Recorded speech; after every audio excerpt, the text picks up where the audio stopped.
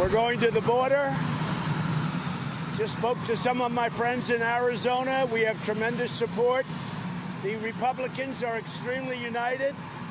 They all want to see something happen, but they're extremely united. And I don't think I've ever seen unity like this in the Republican Party.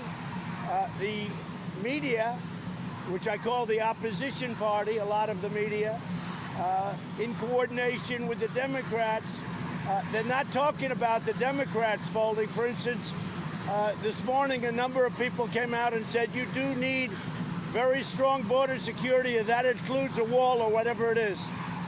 A number of Democrats said that, but people don't like to report on it. We have tremendous unity in the Republican Party. It's really a beautiful thing to see. I don't think there'll be any breakaway because they know we need border security and we have to have it. And the only way you're going to have border security, there's only one way. You can have all the technology in the world. I'm a professional in technology. But if you don't have a steel barrier or a wall of some kind, strong, powerful, you're going to have human trafficking, you're going to have drugs pouring across the border, you're going to have MS-13 and the gangs coming in, and we've done record apprehensions. We're doing a great job, but we need help. If we have the wall, we could have far fewer people working in terms of border security and doing an even better job. So if we had the wall, we could have a tremendous saving. I really believe the steel barrier or wall would pay for itself every 3 or 4 months, and maybe even better than that in terms of overall. So that's it. Just a couple of things, because I know the fake news likes to say it. When during the campaign, I would say Mexico's going to pay for it.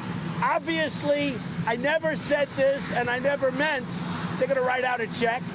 I said they're going to pay for it. They are. They are paying for it with the incredible deal we made called the United States, Mexico, and Canada USMCA deal. It's a trade deal. It has to be approved by Congress. It probably will be, other than maybe they even hold that up because they want to have, they want to do as much harm as they can, only because of the 2020 presidential election. So Mexico is paying for the wall indirectly. And when I said Mexico will pay for the wall in front of thousands and thousands of people, obviously they're not going to write a check, but they are paying for the wall indirectly many, many times over by the really great trade deal we just made. Congress has to approve the deal. Are you going to go to Davos or are you going to cancel it? Well, I intended to go and speak in front of the world financial community in Davos. That's still on, but if the shutdown continues, which is in a while from now, but if the shutdown continues, I won't go. I had planned to go. It's been very successful when I went. We have a great story to tell. We have the best job numbers we've ever had in many ways, certainly with African Americans, with Hispanic, with Asian Americans. And overall, we have the best job numbers in at least 50 years. We have a lot of great things happening. The economy is incredible. We're negotiating and having tremendous success with China. And I find China, frankly, in many ways, to be far more honorable than Brian, Chuck, and Nancy. I really do. I think that China is actually much easier to deal with than the opposition party. Given how the meeting went yesterday, are you now going to decide to declare a national emergency? Is that your only option left? I have the absolute right to declare a national emergency. The lawyers have so advised me. I'm not prepared to do that yet, but if I have to, I will. I have no doubt about it, I will. I have the absolute right to declare. This was passed by Congress. So when you say, was it passed by Congress? It was. Other presidents have used it, some fairly often. I have the absolute right to declare a national emergency. I haven't done it yet. I may do it. If this doesn't work out, probably I will do it. I would almost say definitely. This is a national emergency. National emergency. Why haven't you declared a national emergency already? Because I would like to do the deal through Congress, and because it makes sense to do it through Congress. But the easy route for me would have been call a national emergency and do it. And I will tell you, this is a tremendous crisis at the border. Look at President Obama's statements from the past, numerous statements where he calls it a crisis. This is a crisis. You have human trafficking. You have drugs. You have criminals coming in. You have gangs, MS-13. We're taking them out by the thousand and bringing them back. This is a crisis. And they don't come in at the checkpoint, which they do also, but they go in between the checkpoints where you don't have any barriers. Mr. President? Go ahead, you have it. National emergency, if this doesn't work out, you don't get an agreement, you will do it, or are you still thinking about it? If we don't make a deal, I mean, I would say 100%, but I don't want to say 100% because maybe something else comes up. But if we don't make a deal, I would say it would be very surprising to me that I would not declare a national emergency and just fund it through the various mechanisms. And by the way, there's more than one mechanism. There's various mechanisms. And the lawyers tell me 100%. It would be nice if we could make a deal. But dealing with these people is ridiculous. I don't know if they know how to make a deal. We need, and I'll tell you what, a lot of Democrats, I was looking at numbers, a lot of Democrats agree, Steve, we need national security. And the only way you have it,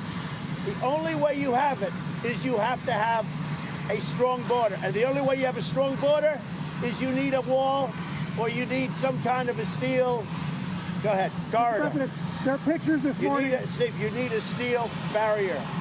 And if you don't have a steel barrier or a concrete wall, forget it. There are pictures this morning showing steel barrier wall being sawed straight through. What good is a steel wall if they can saw through it? Well, that's a wall that was designed by previous administrations.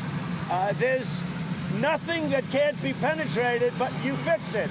But it's a very difficult thing to do.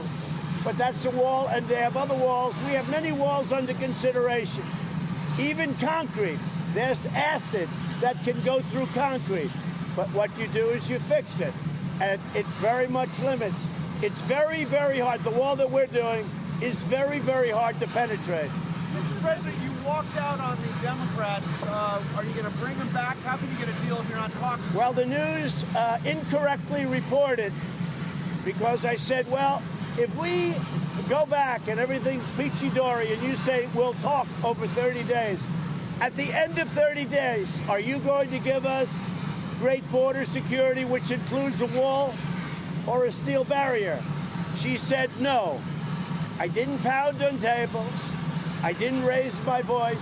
That was a lie.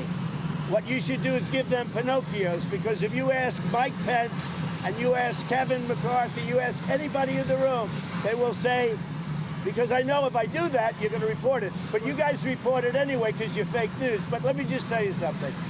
I very calmly said, if you're not going to give us strong borders, bye-bye, and I left. I didn't rant. I didn't rave like you reported.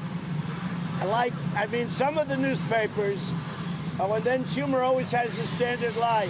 He had a temper tantrum. I don't have temper tantrums. I really don't. But it plays to his narrative, but it's a lie. I very calmly walked out of the room. I didn't smash the table. I should have, but I didn't smash the table. And that's the story. So all of that narrative is a lie. Well, my question is, how can you get a deal if you're not talking to them? You walked out. Well, we'll see. Are you going to bring them Let back? me tell you, I think there's far more pressure on them because the people of our country want security. We want to be a secure country. We don't want drugs pouring in. Most of our drugs come in through the southern border, and they don't come in through the portals. They come in between the portals where you have no barrier. Say it.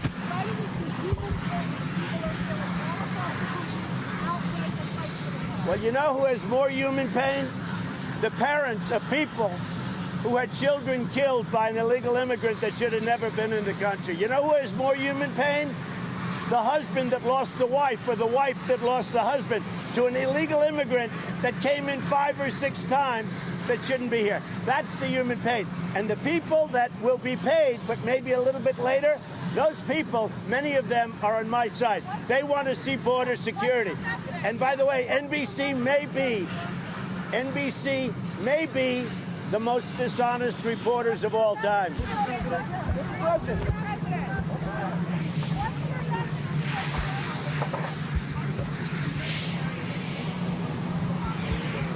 I have no idea what they're doing. Okay, go ahead. Next question. What?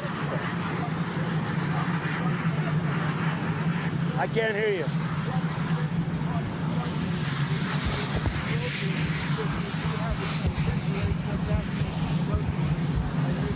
We have plenty of funds. If there's a national emergency, there's a lot of funds. I just want to say, if we declare a national emergency, we have a tremendous amount of funds, tremendous. If we want to do that, if we want to go that route. Again, there is no reason why we can't come to a deal. But you have another side that doesn't care about border security. The Democrats, which I've been saying all along, they don't give a damn about crime. They don't care about crime. They don't care about gang members coming in and stabbing people and cutting people up. They don't care about crime. And if they're not going to care about crime, then I agree. They shouldn't do anything at the border. But I care about crime, and I care about drugs. We're spending a fortune on trying to stop drugs, and they pour in through the border. But I see it more now than ever before. The Democrats don't care about the border, and they don't care about crime. Say it. This emergency on the border, when did it begin? Oh, it began a long time. Ask President Obama. Obama used to call it a crisis at the border, too. I think he said it in 2014. Look, you can all play cute. And I'd say 80% of you are possibly in coordination with the opposition party. I mean, the whole thing is ridiculous. All you have to do is look at the borders, rent a helicopter, except you don't want to know the truth, and watch. And by the way, here's the story. There is another major caravan forming right now in Honduras. And so far, we're trying to break it up. But so far, it's bigger than anything we've seen. And a drone isn't going to stop it. And a sensor isn't going to stop it. But you know what's going to stop it in its tracks? A nice, powerful wall. Mr. President. The buck stops with everybody. They could solve this problem in literally 15 minutes. We could be back. We could have border security. They could stop this problem in 15 minutes if they wanted to. I really believe now that they don't want to. I really believe that. I really believe that they don't care about crime. I really believe this. The Democrats don't care about crime. They've been taken over by a group of young people who, frankly, in some cases, I've been watching, I actually think they're crazy. But they've been taken over by a group that's so far left, I really don't think they care about crime. And, you know, sadly, they're viewing this as the beginning of the 2020 presidential race, and that's okay with me. But they have been taken over by a group of people that don't care about gangs, they don't care about human trafficking and drugs, they don't care about anything. I'll tell you what, they have gone crazy. Mr. President, how much longer is this shutdown going to last? We have to get a win, or I'll have to go national security. One or the other. Either we're going to win or make a compromise. I'm okay to making a compromise. Compromise is in my vocabulary very strongly. So we're either going to have a win, make a compromise, because I think a compromise is a win for everybody, or I will declare a national. Mr. President, do you have any reaction? Very, this is a thing that the lawyers tell me is 100%. You just have to read the Mr. language. President, Just read the language. The special counsel's final report, do you want that to be made public? We'll have to see. There's been no collusion whatsoever. We'll have to see. So on that, Mr. President, did you know that Paul Manafort was sharing polling data from your campaign with the Russians? No, I didn't know anything about it. Nothing about it. Mr. President, do you have any reaction to the news of Jeff Bezos' divorce and his affairs? Well, I wish him luck. That's it? I wish him luck. It's going to be a beauty. All right.